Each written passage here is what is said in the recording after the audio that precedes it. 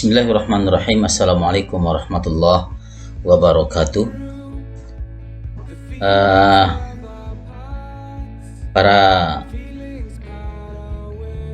pencinta pendidikan, para pejuang pendidikan, ini merupakan channel baru, channel yang berkaitan dengan kurikulum, mulai dari apa itu kurikulum sampai apa-apa atau hal-hal yang berkaitan dengan kurikulum, termasuk mungkin nanti capaian pembelajaran atau KIKD, kemudian RPP, kemudian modul ajar dan sebagainya. Nah, karena ini merupakan channel baru dan ini merupakan video pertama dalam penyampaian materinya, alangkah baiknya kita ketahui dulu sejarah ringkas atau perjalanan atau lika-liku kurikulum yang ada di negara kita tercinta, yaitu Indonesia. Baiklah, sebagaimana kita ketahui bahwa pemerintah telah menerapkan berbagai macam model kurikulum pendidikan Indonesia sejak masa pasca kemerdekaan sampai saat ini. Bahkan terakhir Kementerian Pendidikan, Kemendikbud Riset dan Teknologi itu meluncurkan kurikulum terbaru, yaitu terkenal dengan kurikulum Merdeka, yang mana diterapkan mulai tahun 2022-2023, tahun ajaran 2022-2023. Bahkan kalau di program sekolah penggerak atau PSP itu mulai dari tahun 2021-2022 mulai melaksanakan kurikulum prototipe atau kurikulum Merdeka ini. Nah, kurikulum ini siswa, termasuk siswa SMA, terutama siswa SMA atau SMA LB atau madrasah aliyah, itu bisa memilih kombinasi mata pelajaran sesuai dengan minatnya. Jadi kurikulum Merdeka tidak membuat sekat-sekat penjurusan lagi, ilmu pengetahuan alam atau MIPA, kemudian ada IPS atau ilmu pengetahuan sosial, serta bahasa, yang selama ini telah diterapkan di sekolah tingkat atas atau SMA. Nah, menurut Mendikbud Ristek, yaitu Mas Nadiem Makarim, kurikulum Merdeka yang sebelumnya disebut dengan kurikulum prototipe ini akan memberikan otonomi dan kemerdekaan bagi siswa dan sekolah. Sebelum kita bahas lebih jauh tentang hal ini, alangkah baiknya kita ketahui perjalanan, kemudian lika-liku penggunaan kurikulum yang ada di negara kita tercinta Indonesia ini. Sebagaimana kita ketahui bahwa Indonesia tercatat sudah menerapkan sejumlah kurikulum berbeda. Hal itu terkait dengan perkembangan zaman, mulai dari masa pasca kemerdekaan hingga pembangunan sampai saat ini bahkan. Nah, untuk jelasnya berikut ini ada beberapa paparan singkat mengenai lika-liku atau perjalanan dan perubahan kurikulum di Indonesia, yang mana ini diambil dari berbagai macam sumber. Baiklah, yang pertama yaitu kurikulum 1947 atau Rencana Pelajaran 1947. Kurikulum 1947 dibuat 2 tahun setelah proklamasi kemerdekaan. Jadi kita merdeka tahun 1945, tahun 1947 dibuatlah kurikulum pendidikan tahun 1947. Saat itu Indonesia masih bergolak. Karena apa? Karena agresi militer Belanda dan sekutu, serta terjadinya sejumlah pemberontakan atau hal-hal yang membuat kondisi masih kurang kondusif saat itu. Awalnya kurikulum itu masih menggunakan istilah Belanda, yaitu Leerplan. Di dalam kurikulum itu, pemerintah mencoba merancang sistem pembelajaran bagi para pelajar di masa revolusi dengan menekankan pada pembentukan karakter manusia Indonesia merdeka, berdaulat, dan sejajar dengan bangsa lain di muka bumi ini. Nah, kurikulum 1947 tidak menekankan pendidikan pikiran, melainkan hanya pendidikan watak, kesadaran berwarga negara, dan bermasyarakat. Kurikulum itu baru bisa dilaksanakan, jadi panjang prosesnya, sekitar 3 tahun, jadi baru bisa dilaksanakan pada tahun 1950 setelah Republik Indonesia menaikkan kesepakatan dengan Kerajaan Belanda yang dikenal dengan KMB atau Konferensi Meja Bundar. Kapan itu? Yaitu 2 November tahun 1949 dan mulai berlaku pada 27 Desember 1949. Oke, kita lanjut ke kurikulum yang kedua. Nah, kapan itu kurikulum yang kedua? Yaitu pada tahun 1952 atau disebut dengan Rencana Pelajaran Terurai tahun 1952. Pada tahun 1952, pemerintah menerapkan kurikulum baru yang merupakan penyempurnaan kurikulum 1947. Di dalam kurikulum 1952 diatur tentang topik pembahasan di setiap mata pelajaran yang dihubungkan dengan kehidupan masyarakat sehari-hari. Selain itu juga, jadi kalau sekarang orang mengatakan pembelajaran itu harus satu guru satu mapel saja, itu sudah diterapkan pada tahun 1952. Jadi dalam kurikulum ini juga mengatur satu orang guru hanya mengajar satu mata pelajaran tertentu. Baik, kita lanjut ke kurikulum yang ketiga. Kurikulum yang ketiga yaitu pada tahun 1964 atau Rencana Pendidikan 1964. Kurikulum 1964 dirancang dengan tujuan memupuk pengetahuan akademik pada jenjang sekolah dasar. Selain itu, konsep pembelajaran menitik beratkan pada pengembangan moral, kecerdasan, emosional atau artistik, keprigelan atau keterampilan, dan jasmani atau disebut pancawardana. Baik, dalam penerapan kurikulum itu proses pembelajaran dilakukan secara aktif, kreatif, dan produktif. Berdasarkan hal itu, pemerintah menetapkan hari Sabtu adalah Hari Krida. Apa itu Hari Krida? Yakni memberikan kebebasan bagi siswa berlatih berbagai kegiatan sesuai dengan minat dan bakatnya. Tahu kalau sekarang mungkin bisa disebut dengan ekskul atau ekstrakurikuler. Jadi siswa diberi kebebasan memilih ekskul apa yang ia suka sesuai dengan minat dan bakat siswa tersebut.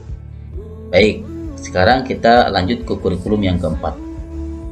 Kurikulum keempat yaitu kurikulum 1968. Kurikulum ini dibuat setelah pergantian rezim, yaitu rezim pemerintahan Orde Lama kepada Orde Baru. Tepatnya 3 tahun setelah peristiwa 30 September 1965. Penerapan kurikulum itu juga syarat dengan nilai politis lantaran dianggap untuk menghapus peninggalan Orde Lama dan rezim Soekarno. Adapun tujuan daripada kurikulum itu adalah untuk membentuk manusia Pancasila sejati. Ini agak mirip-mirip dengan sekarang profil Pancasila. Kemudian kuat dan sehat jasmani, mempertinggi kecerdasan dan keterampilan jasmani, moral, budi pekerti, dan keyakinan beragama. Adapun ciri daripada kurikulum 1968 adalah materi pada jenjang pendidikan rendah memiliki korelasi atau keterkaitan untuk jenjang pendidikan selanjutnya. Jadi continue atau correlated subject curriculum. Selain itu, Sifat materi pelajaran pada kurikulum 1968 ini teoritis, dan tidak terlalu dikaitkan dengan permasalahan pada kehidupan sehari-hari. Akan tetapi pada kurikulum itu dimulai sistem penjurusan mulai pada tingkat kelas 2 SMU atau kelas 11 kalau sekarang ini. Jadi penjurusan itu sudah mulai ada pada tahun penjurusan atau peminatan itu mulai ada pada tahun 1968.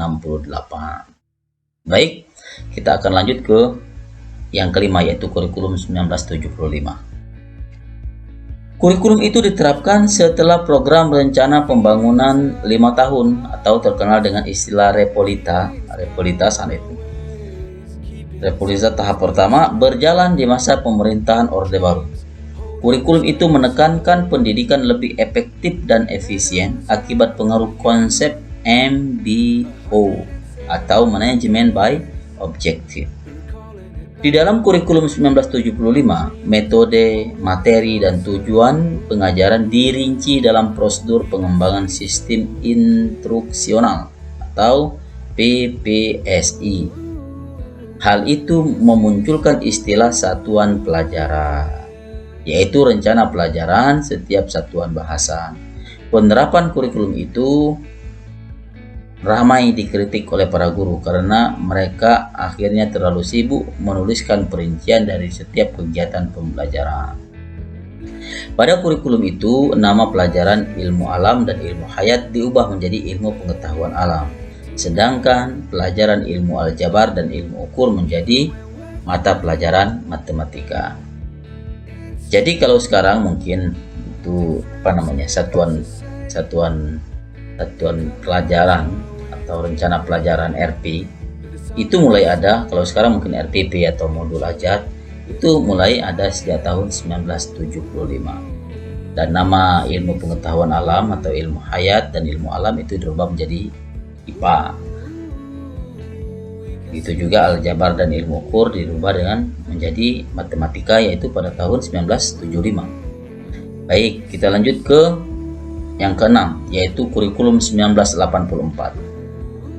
Perubahan kurikulum di Indonesia terjadi lagi pada tahun 1984. Di dalam kurikulum itu dikenal dengan konsep pembelajaran cara belajar siswa aktif.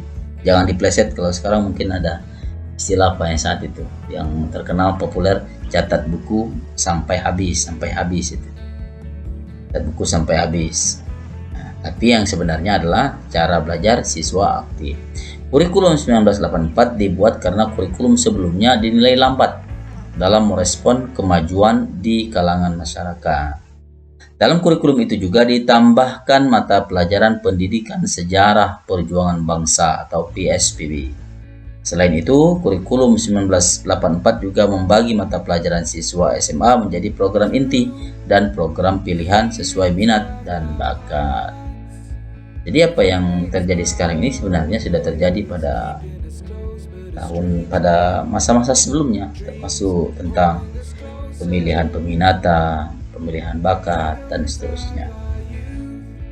Baik, kita lanjut ke yang ketujuh, yaitu kurikulum 1994 dan suplemen kurikulum 1999. Kurikulum 1994 serta suplemen kurikulum 1999 dibuat dari hasil kombinasi kurikulum 1975 dan 1984. Akan tetapi, penerapan kurikulum itu dihujani kritik oleh kalangan praktisi pendidikan hingga orang tua pelajar. Sebabnya adalah materi pembelajaran dinilai terlampau berat dan padat. Selain materi pelajaran umum yang dinilai berat, di dalam kurikulum itu juga ditambahkan materi muatan lokal seperti bahasa daerah, kesenian, keterampilan daerah, dan lain-lain sebagainya. Pada kurikulum 1994 terjadi perubahan sistem pembagian waktu pelajaran dari semester ke catur wulan, yaitu periode pembelajaran dibagi menjadi 3 kali catur wulan selama 1 tahun. Kemudian pada penerapan kurikulum 1994, singkatan SMP Sekolah Menengah Pertama diganti menjadi SLTP atau Sekolah Lanjutan Tingkat Pertama. Kemudian SMA diganti menjadi SMU Sekolah menengah umum. Jadi pernah tahun 1994 sampai 99 itu kita mendengar istilah SMU atau SLTP dan seterusnya. Program penjurusan di SMA pada kurikulum 1994 dibagi menjadi 3 program, yaitu IPA, IPS, dan Bahasa. Mata pelajaran PSBB dihapus pada kurikulum 1994 dan suplemen kurikulum 1999. Baik, kita lanjut ke kurikulum yang ke-8. Jadi perjalanan kita berliku-liku. Kurikulum berbasis kompetensi atau KBK. Jadi ada istilah kurikulum KBK, itu terjadi pada tahun 2004.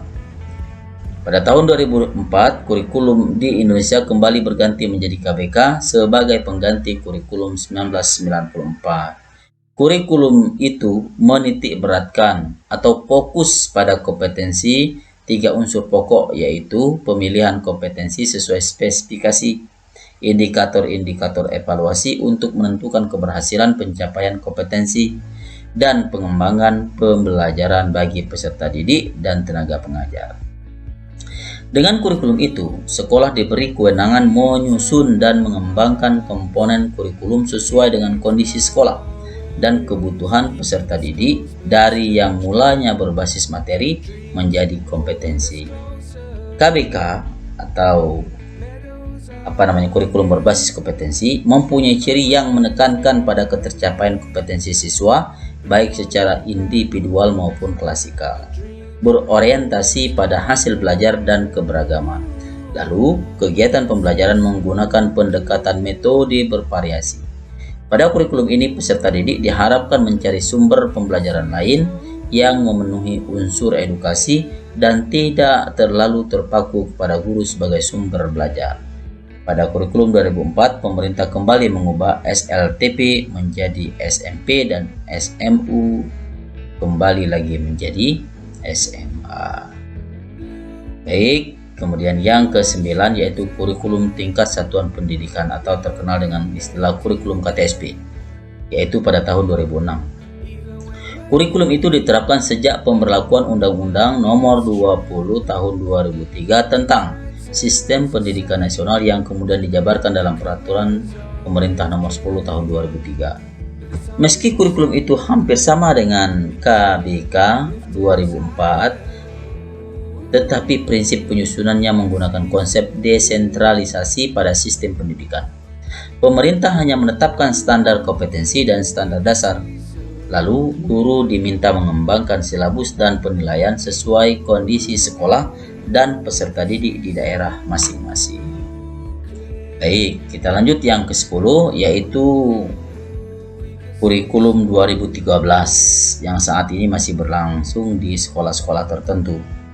Baik, kurikulum 2013 atau terkenal dengan K13 diterapkan oleh pemerintah untuk menggantikan kurikulum 2006 atau KTSP. Pada tahun ajaran 2013-2014, tepatnya sekitar pertengahan tahun 2013, kurikulum 2013 diterapkan secara terbatas pada sekolah-sekolah perintis, yaitu pada kelas 1 dan kelas 4 untuk sekolah dasar, kelas 7 untuk SMP, dan kelas 10 untuk jenjang SMA dan SMK. Sedangkan pada 2014, kurikulum 2013 sudah diterapkan di kelas 1, 2, 4, dan 5. Sedangkan untuk SMP, kelas 7 dan 8, dan SMA kelas 10 dan kelas 11. Jumlah sekolah yang menjadi sekolah perintis atau pilot project adalah sebanyak 6.326 sekolah tersebar di seluruh provinsi di Indonesia. Kurikulum 2013 memiliki 4 aspek penilaian, yaitu aspek pengetahuan, aspek keterampilan, aspek sikap, dan aspek perilaku. Di dalam kurikulum 2013, terutama di dalam materi pembelajaran terdapat materi yang dirampingkan dan materi yang ditambahkan. Nah, para pegiat pendidikan, sekarang kita melaksanakan kurikulum Merdeka atau kurikulum 2022 atau disebut juga dengan kurikulum prototype. Mudah-mudahan kurikulum terbaru ini membawa dampak yang lebih baik lagi ke depannya dan lebih maju pendidikan kita, pendidikan di Indonesia pada umumnya. Jadi harapan kita besar dengan perubahan kurikulum terakhir ini, kurikulum Merdeka kurikulum 2022 ini, kita harapkan generasi-generasi pendidikan itu, generasi-generasi bangsa akan tumbuh dengan lebih baik, pendidikan itu berjalan dengan baik, dan output dari pendidikan itu bisa mengangkat harkat dan martabat bangsa kita, yaitu bangsa Indonesia. Baik, para pencinta pendidikan, artikel ini dapat dilihat pada kompas.com dengan judul Sejarah Pergantian Kurikulum di Indonesia. Untuk dapat melihatnya silakan cek di alamat berikut ini.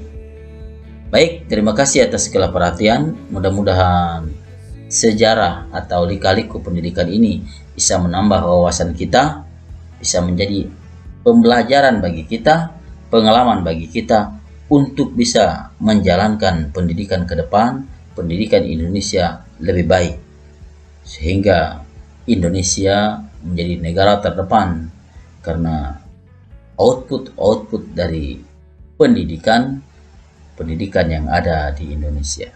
Mudah-mudahan ini bermanfaat. Terima kasih. Wassalamualaikum warahmatullahi wabarakatuh.